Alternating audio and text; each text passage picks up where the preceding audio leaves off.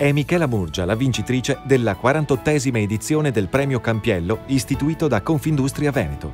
La scrittrice sarda ha sbaragliato la concorrenza fin dal primo spoglio dei voti, battendo gli altri 4 finalisti: Gad Lerner, Antonio Pennacchi, Gianrico Carofiglio e Laura Pariani. Sono sorpresa di questo stacco. Sono davvero sorpresa. Accabadora, edito da Einaudi, è la sua terza opera che narra la storia della piccola Maria e della sua vice madre, Bonaria Urrai, il cui compito è quello di entrare nelle case per portare una morte pietosa ai sofferenti. Non so cosa gli sia piaciuto, ma so cosa vorrei che fosse piaciuto. L'idea di comunità, l'idea di questo noi forte che sostiene tutti i bisogni dei singoli. Nella fastosa cornice del Teatro La Fenice di Venezia, un'edizione di qualità, come sostenuto dal presidente della giuria Giuseppe Tornatore.